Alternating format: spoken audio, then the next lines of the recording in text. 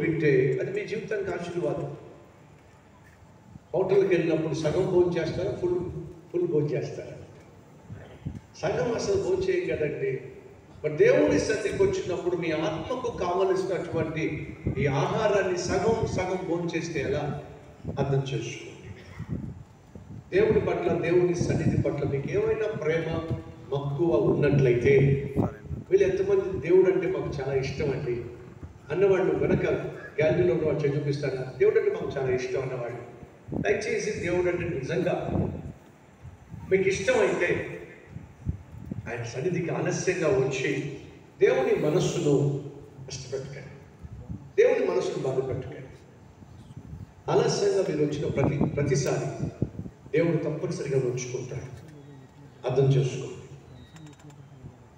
మొదటి సమూయేలు గ్రంథం మనుషులు ఏర్పరచుకున్న రాజు, రెండవ సమూయేలు గ్రంథం దేవుడు ఏర్పరచుకున్న రాజును గురించి తెలియజేస్తుంది.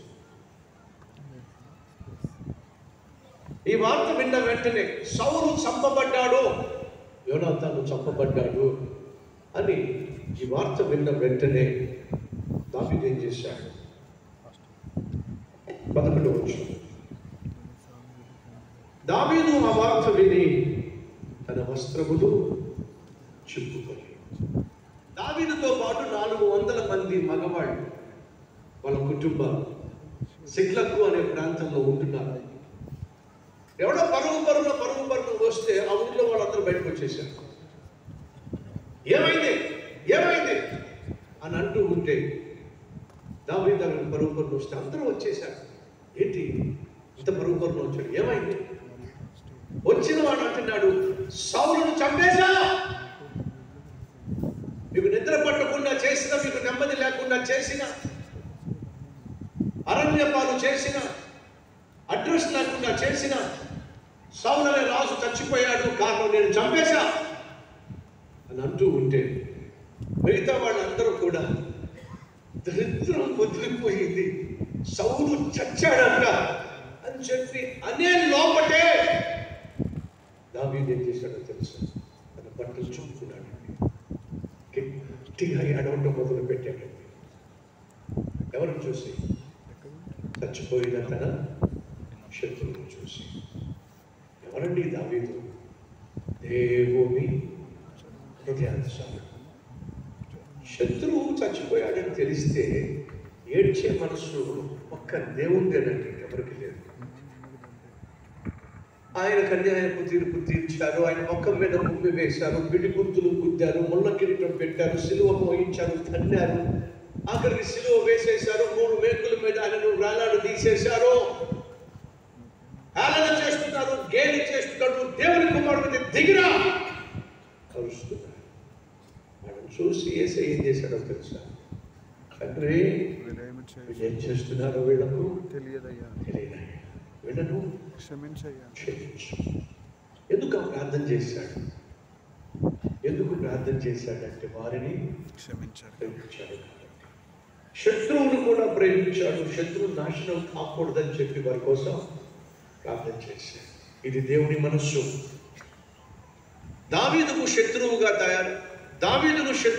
భావించిన సౌలు, దావీదు ఏ రోజు కూడా సౌలును శత్రువుగా భావించలేదు.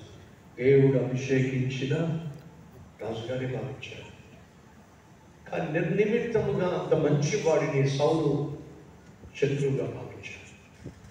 కానీ దావీదు మాత్రం సౌలును శత్రువుగా భావించలేదు. ఒకవేళ శత్రువుగా భావిస్తే చంపేశాడు, ఒక్క దెబ్బతో చంపేశాడు.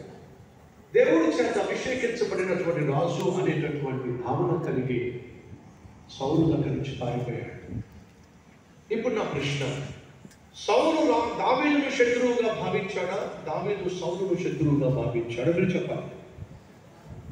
వినండి, సౌలు దావీదును శత్రువుగా భావించాడు, కానీ వాస్తవంగా దావీదు శత్రువు కానీ కాదు. తన పరిపాలనను కాపాడినవాడు, తన పీఠాన్ని కాపాడినవాడు, తన ప్రాణాన్ని కాపాడినవాడు, తన ప్రజలను కాపాడినవాడు దావీదు. శత్రువుగా భావిస్తే అర్థం ఉందండి. దావీదే గనుక ఆ రోజు గొలియాతును చంపి ఉండకపోతే సౌలు తన పీఠాన్ని పోగొట్టుకునేవాడు, తన పరిపాలన పోగొట్టుకునేవాడు, తన ప్రాణాన్ని పోగొట్టుకునేవాడు, తన ప్రజలను పోగొట్టుకునేవాడు. తన సమస్తాన్ని కాపాడినటువంటి దావీదును శత్రువుగా భావించి దావీదును చంపాలనుకోవడం ద్రోహం అండి, అది మంచిది కాదు. దావీదు జీవితంలో ఎవరిని శత్రువుగా భావించగా, అమ్మా అయ్యా ఒక మనవి చేసుకుంటాను, నువ్వు ప్రశాంతంగా జీవించాలని ఆశపడుతున్నావా? నీ ప్రార్థనలకు జవాబు రావాలని ఆశపడుతున్నావా? బ్రతుకున్న 3 నాళ్ళు నువ్వు సంతోషంగా జీవించాలని ఆశపడుతున్నావా? ఆయన దయచేసి ఏ ఒక్కరిని శత్రువుని చేసుకోవద్దు. ఈరోజు ఇక్కడ కూర్చున్న వారికి భార్యకు భర్త శత్రువు ఎవరో చెప్పండి. చెప్పండి అమ్మ, మీరు చెప్పండి అమ్మా. అమ్మకు ఫోన్ చేసి ఏం చెప్తావు? కట్టక ఇలాంటి పనికి మళ్ళీ నాకు కట్టి పెట్టారు. అక్కకు ఫోన్ చేసి, చెల్లికి ఫోన్ చేసి ఏం చెప్తారు? వచ్చాడు పనికి మళ్ళీ పడిపడి తింటాడు అక్కడ, వీడు తిండి తప్పి తిరుగుకుంటాడు. భర్త కంటే భర్త శత్రువులు మీకు ఎవరు ఉంటారు? మీరు ఎవరి గురించైనా చెడుగా మాట్లాడాలంటే మొట్టమొదటిగా అడుగుతున్నా, మీరు ఎవరి గురించి చెడుగా మాట్లాడతారు? చెప్పండి. మీ తమ్ముడు గురించి చెడుగా మాట్లాడు, వాడు ఎంత దరిద్రుడైనా సరే, అబ్బో మా తమ్ముడు అంటే వాడంత గాలుడైనా సరే, ఇదిగో మా తమ్ముడిని మాత్రం ఏమన్నారంటే మర్యాద తగ్గదు. మీరు కూడా అంతే కదా. మన చెల్లి ఏం చేసినా, ఎవరితో తిరిగినా, మీ చెల్లి గురించి పొరపాటున ఎవడొక్క మాట అందనుకోండి, ఇగో ఏమనుకుంటున్నావు, మా చెల్లి జోలికి వచ్చామంటే ఇప్పుడు చెల్లి అనుకుంటా పత్తితో అనుకుంటున్నావా? ఏమైనా సరే మా చెల్లి నన్నుకి అస్సలు మన చెల్లిని ఏమనకూడదు, మీ తమ్ముడిని ఏమనకూడదు. ఒకసారి ఆలోచించండి, భార్యకు భర్త శత్రువు ఎవరు చెప్పండి? భర్తే. అంతెందుకండి, సాక్ష్యాలు వింటాం కదా, ఈ సాక్ష్యాలు వింటున్నప్పుడు ప్రతి సాక్ష్యాన్ని గమనిస్తాను. ఏ సాక్ష్యంలో చూసినా మా ఆయన మంచోడు కానీ, ఆయన తర్వాత ఆఫీస్లోడండి, తాగుబోతుడండి, తిరుగుబోతుడండి, దరిద్రుడు, దుర్మార్గండి, తినేసి తాగేసి ఇంటికి తనేసేవాడండి. నేను మాత్రం ప్రార్థన చేసుకుంటూ చాలా ప్రార్థన పరులు, వీళ్ళేమో తిరిగిపోతూ తాగుబోతుడు. ఏ సాక్ష్యం చూసినా ఇదే కదా మీకు చూడండి కావాలండి. కానీ ఎప్పుడైనా మా సహోదరుల్లో సాక్ష్యం ఇచ్చినప్పుడు ఎప్పుడైనా ఒక్కడు చెప్పాడు, మా ఆవిడ అసలు మంచిది కాబట్టి తగ్గండి, దీన్ని చేసుకున్న వెనపటి నుంచి నా జీవితం నాశనం అయింది, ఒక్కడు చెప్పాడమ్మా మీకు? ఒక్క సాక్ష్యం మీరు విన్నారా? ఎందుకంటే అది ధైర్యం ఎక్కడ, మీకు ధైర్యం ఎక్కడ? సాక్ష్యం ఇవ్వడానికి కూడా ధైర్యం లేదు. ఏదేమైనప్పటికీ సహోదరి అర్థం చేసుకోండి. భర్త అనుకుంటాడు, చిచ్చి ఇది కట్టుకున్నప్పటి నుంచి నాకు ఈ దరిద్రం అంటుకుంది, చెలుగొట్టింది. నువ్వేమో నీ భార్యను శత్రువు అనుకుంటున్నావు, భార్య ఏమో నీ తన భర్త శత్రువు అనుకుంటుంది, కోడలేమో అత్త శత్రువు అనుకుంటుంది, అత్తేమో కోడలు శత్రువు అనుకుంటుంది. ఈరోజు అన్నకు తమ్ముడు శత్రువుగా తయారవుతున్నాడు, చెల్లికి అక్క శత్రువుగా తయారవుతుంది. ఇంట్లోనే ఉంటున్నాం కానీ ఒకరిని శత్రువుగా భావిస్తున్నాం. వీళ్ళు నీ జీవితంలో, నా జీవితంలో శత్రువు అనేవాడు ఉండడానికి వీలు లేదు. మనస్ఫూర్తిగా చెప్తున్నాను, నా జీవితంలో ఎవరు నాకు శత్రువు లేదు. ఎవరు నా గురించి తప్పుగా మాట్లాడినా, చెడుగా మాట్లాడినా, ఎంత కీడు చేసినా, నేను చేసింది ఏంటో తెలుసా? వాళ్ళ కోసం ప్రార్థన చేశాను, వాళ్ళు క్షమించేశాను, నేను మాత్రం ప్రశాంతంగా జీవిస్తాను. ఎందుకు నేను ప్రశాంతంగా జీవిస్తున్నానో తెలుసా? వాళ్ళు వ్యతిరేకంగా మాట్లాడినా, దూషించినా, మోసం చేసినా వాళ్ళు క్షమించేశారు. వాళ్ళు క్షమించబడ్డానికి అర్హులా? కానే కాదు. కానీ ప్రశాంతంగా జీవించడానికి నేను అర్హుడిని. దేవుడు నా కోసం ప్రాణం పెట్టి ప్రశాంతతనిచ్చాడు. నేను హ్యాపీగా ఉండాలని, నేను ప్రశాంతంగా ఉండాలని, నేను సమాధానంగా ఉండాలని, నేను సంతోషంగా ఉండాలని నా యేసయ్య నన్ను ప్రాణంగా ప్రేమించి నా కోసం ప్రాణాన్ని ఇచ్చాడు. ఆయన ప్రాణాన్ని ఇచ్చిన దానిని బట్టి, ఆయన ప్రాణాన్ని ఇచ్చాడు కాబట్టి ఈరోజు నాకు సమాధానము, సంతోషము అనుగ్రహించబడింది. యేసుక్రీస్తు ప్రాణ త్యాగం చేసి ప్రసాదించిన సమాధానాన్ని, సంతోషాన్ని, సంతృప్తిని, సమృద్ధిని ఎవడో ఒకడు ఒక మాట అన్నాడని, ఎవడో ఏదో కామెంట్ చేశాడని, ఎవడో విమర్శించాడని, ఎవడో నాకు ద్రోహం చేశాడని వాడి గురించి ఆలోచించి దేవుడు ప్రాణాన్నిచ్చి ప్రసాదించిన సమాధానాన్ని పోగొట్టుకోమంటారా? అంతకంటే మూర్ఖత్వం ఏమైనా ఉందంటారా? బ్రదర్ వాడిని క్షమించడానికి వీల్లేదు కదా, వాడిని క్షమించకూడదు కదా అని చాలా మంది నాతో చెప్పారు. వాడు ఎందుకు క్షమించానో తెలుసా? వాడు క్షమించబడ్డానికి అర్హుడు కాబట్టి కాదు. వాడు క్షమించబడ్డానికి అర్హుడు కాకపోయినా నేను ప్రశాంతంగా జీవించడానికి అర్హుడిని. దేవుడు నా కోసం ప్రాణం పెట్టి ప్రసాదించిన సమాధానాన్ని, సంతోషాన్ని, సమృద్ధిని ఎవడో ఒకడు మాట అన్నాడని, ఎవడో ఏదో కామెంట్ చేశాడని, ఎవడో విమర్శించాడని వాడి గురించి ఆలోచించి దేవుడు ప్రాణాన్నిచ్చి ప్రసాదించిన సమాధానాన్ని పోగొట్టుకోమంటారా? అంతకంటే మూర్ఖత్వం ఏమైనా ఉందంటారా? బ్రదర్ వాడిని క్షమించడానికి వీల్లేదు కదా, వాడిని క్షమించకూడదు కదా అని చాలా మంది నాతో చెప్పారు. వాడు ఎందుకు క్షమించానో తెలుసా? వాడు క్షమించబడ్డానికి అర్హుడు కాకపోయినా నేను ప్రశాంతంగా జీవించడానికి అర్హుడిని. సమాధానంతో జీవించడానికి, సంతోషంతో జీవించడానికి దేవుడు నన్ను ఏర్పరచుకున్నాడు. కాబట్టి నేను ఏం చేస్తాను?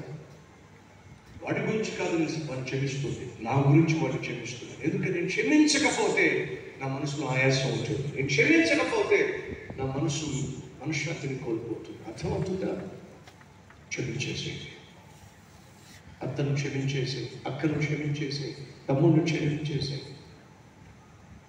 నేను గాయపరిచారు, నిన్ను బాధ పెట్టారు, నిన్ను నానా మాట్లాడినారు, నువ్వు ఎవరి గురించి అనుకుంటున్నావు క్షమించేసి. దావీదు ఎలాంటి వాడు తెలుసా?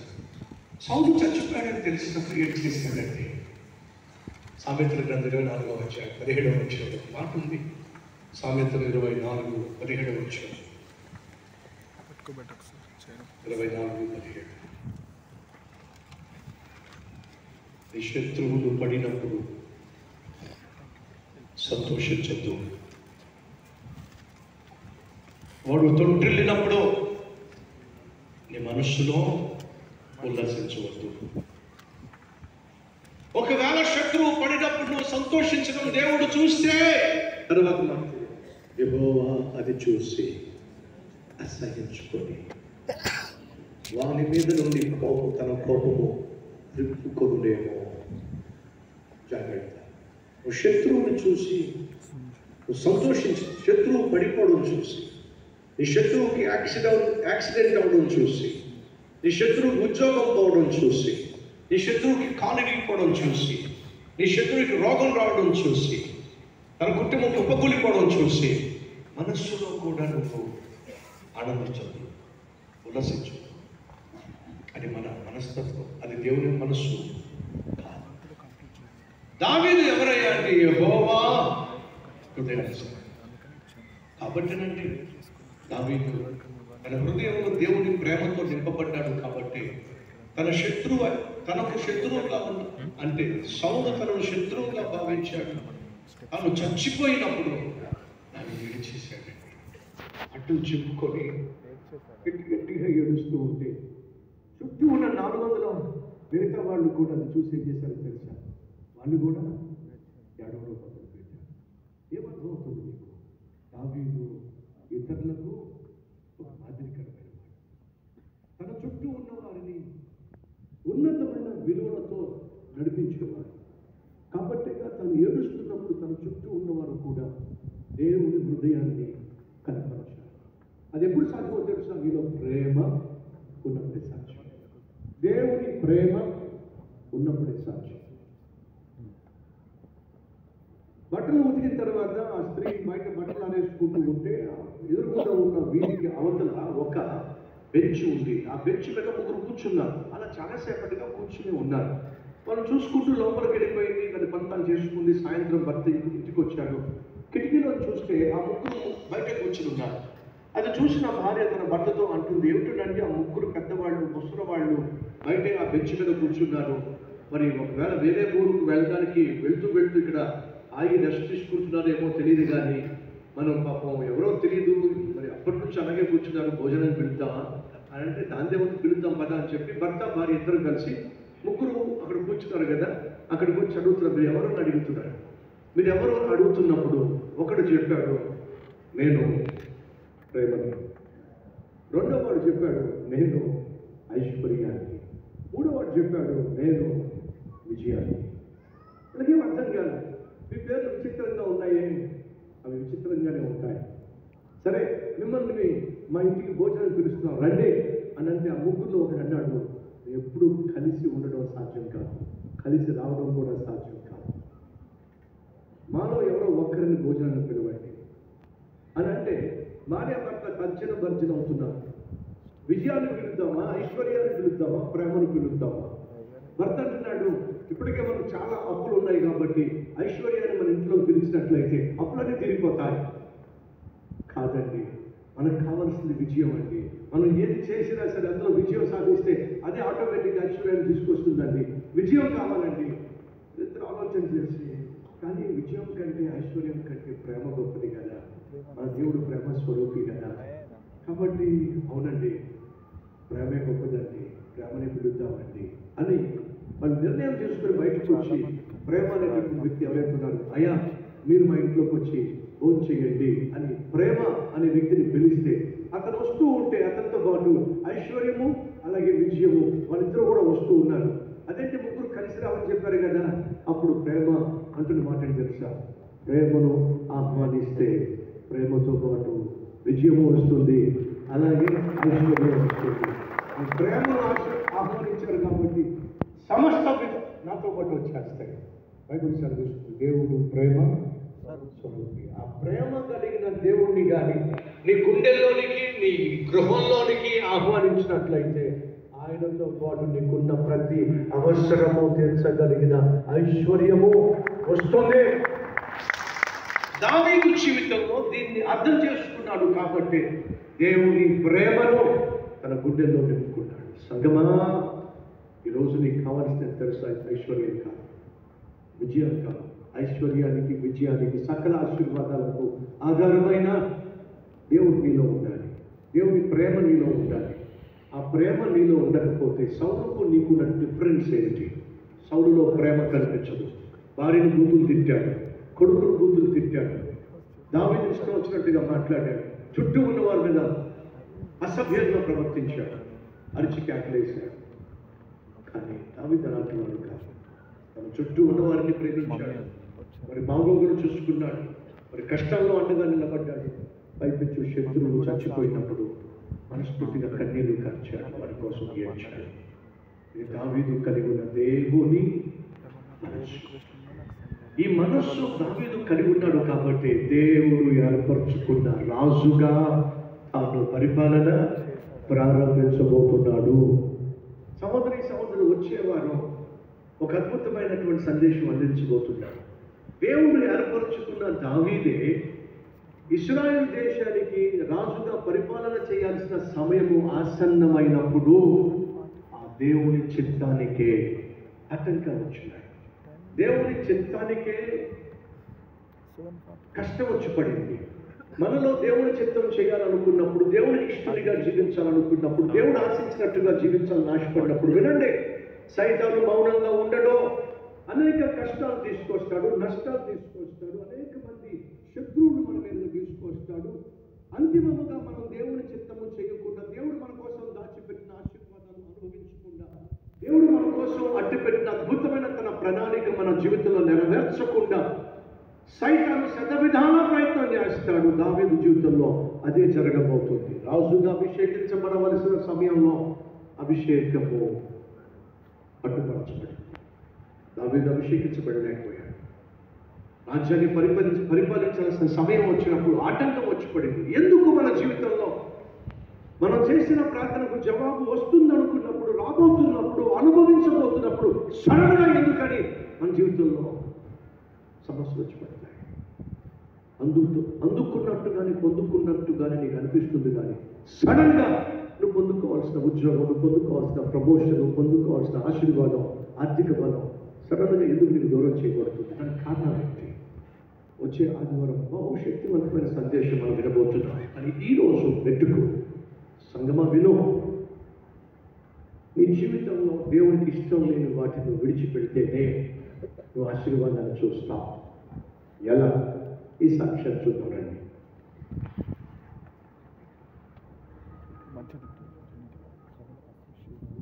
అందరికీ షలోమ్. నా పేరు రమేష్, నా భార్య పేరు సావిత్రి, నాకు 2 పిల్లలు. క్రైస్తవేతర కుటుంబంలో పుట్టిన నాకు దేవుడి గురించి పెద్దగా తెలియదు. ఎప్పుడూ మందిరానికి వెళ్ళేవాడు కాదు. నా భార్య మాత్రం దేవుణ్ణి నమ్ముకున్న విశ్వాసరాలు. బ్రతకడం కోసం ఒక చోట 6,500 రూపాయల జీతానికి కార్ డ్రైవర్గా పనిచేసేవాడు. ఇంటద్ది కట్టలేక, కనీసం పిల్లల స్కూల్ ఫీజులు కూడా కట్టలేక, వచ్చే జీతం సరిపోక చాలా ఇబ్బంది పడింది. అయినా సరే ఇన్ని కష్టాల్లో కూడా తోటి డ్రైవర్లతో మందు తాగుతూ, సిగరెట్లు తాగుతూ, పేకాడుతూ, సమయానికి ఇంటికి వెళ్లకుండా, ఇంటిని పట్టించుకోకుండా, బాధ్యత భయం లేకుండా లోకానుసారంగా బతికేవాడు. అప్పుడప్పుడు నా భార్య దగ్గరలో ఉన్న మందిరానికి రమ్మంటించేది. ఇష్టం లేకపోయినా సరే కష్టంగా వెళ్ళేవాడు. అక్కడ దేవుని గురించి, దేవుని వాక్యం గురించి చాలా తక్కువ చెప్పేవాడు. సేవకుల గురించి, ఇతర విషయాల గురించి ఎక్కువగా చెప్పేవాడు. అది నాకు నచ్చేది కాదు. ఒక ఆదివారం మా ఇంటికి వచ్చిన బంధువు కల్వర్ టెంపుల్ గురించి చెప్పి మమ్మల్ని ఆహ్వానించగా అయిష్టంగానే మందిరానికి రావడం జరిగింది. దేవుని స్వచ్ఛమైన వాక్యం, కల్వర్ టెంపుల్లోని క్రమశిక్షణ నాకు నచ్చినప్పటికీ నాలో ఎటువంటి మార్పు లేదు. ప్రతివారం మందిరానికి అయితే వచ్చేవాడు, కానీ ఆరాధన అయిన తర్వాత ఇంటికి వెళ్తూ చెడు అలవాట్లు వెళ్ళిపోయి శరీరాన్ని ఆలోచనని పాడు చేసుకుంటూ ఉండేవాడిని.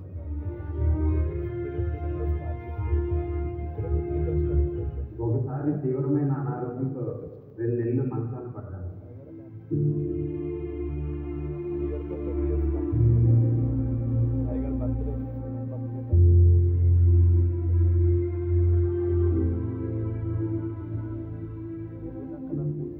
ఉన్న కార్ డ్రైవర్ ఉద్యోగం కాస్త పోయింది. ఏం చేయాలో తెలియని పరిస్థితి. ఇల్లు గడవడం కూడా చాలా కష్టంగా ఉండేది. తెలిసిన చోటల్లో అప్పు చేస్తూ ఇంకా అసలు తీసేవాడు.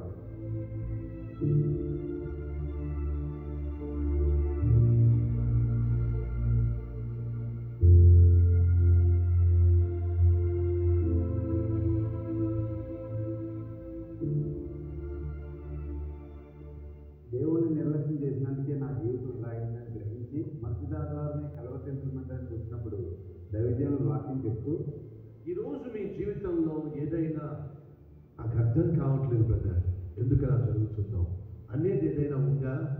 అయితే త్వరలోనే దేవుడు మీకు అర్థమయ్యే విధంగా తెలియచేయబోతున్నాడు.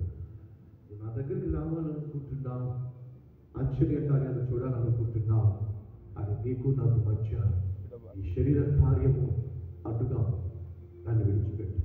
నేను నీ జీవితంలో అద్భుతాలు చేయాలనుకుంటున్నాను, నువ్వు చేస్తున్న ప్రార్థనకు జవాబు పొందుకోవాలనుకుంటున్నావు. నీ ఆలోచన బాగుంది, కానీ నువ్వు చేసే పనులే బాగోలేదు. నీలో ఉన్న అపవిత్రత వల్ల, నీలో ఉన్నటువంటి లోకానుసారమైన జీవితం వల్ల, నీలో ఉన్నటువంటి ఆ పాపిష్టి అలవాటు వల్ల నువ్వు నా దగ్గరికి రాలేకపోతున్నావు. దాన్ని విడిచిపెట్టు. నా జీవితం గురించే మాట్లాడుతున్నా తప్పించి వెంటనే నా తప్పుల్ని పాపాలని ఒప్పుకొని నూతన జీవితాన్ని ఇమ్మని దేవుడికి ప్రార్థించాను. నా జీవితాన్ని దేవుడికి అర్పించిన తర్వాత మూసిపోయిన ద్వారాలను దేవుడు తెరిచి 15,000 రూపాయల జీతం గల ఒక క్యాబ్ డ్రైవర్ ఉద్యోగం దేవుడు నాకు ఇచ్చాడు. దైవజనుల పిలుపుతో దేవుని సువార్త వ్యాప్తి కొరకు ఇన్ని కష్టాల్లో ఉన్నప్పటికీ తీసుకున్న తీర్మానం ప్రకారం కల్వర్ స్వరం టీవీ కార్యక్రమాన్ని మొదటిసారిగా బలపరిచాను. దేవుడు నన్ను దీవించి ఒక సొంత వాహనానికి యజమానం చేశాడు. అప్పులన్నీ తీసుకోవడమే కాక నన్ను మార్చిన ఈ స్వచ్ఛమైన వాక్యాన్ని అనేక లక్షల మందికి అందించాలని ఇప్పటి వరకు 12 సార్లు కల్వర్ స్వరం బలపరిచాను. దివ్యమైన కల్వర్ టెంపుల్ మందిరానికి 35 మందిని నడిపించాను. ఒకప్పుడు బైబిల్ పట్టుకోవాలన్నా, క్రైస్తవులని చెప్పుకోవాలన్నా చాలా ఇబ్బంది పడేవాడు. క్రమం తప్పకుండా కుటుంబంతో సహా మందిరానికి వస్తూ నిజమైన క్రైస్తవుడిగా రోషం కలిగి జీవిస్తున్నాను. అంతేకాక దేవుడు నన్ను అత్యధికంగా దీవించి ఒక కార్ కన్సల్టెన్సీ పెట్టుకునే కృపను చూపించారు.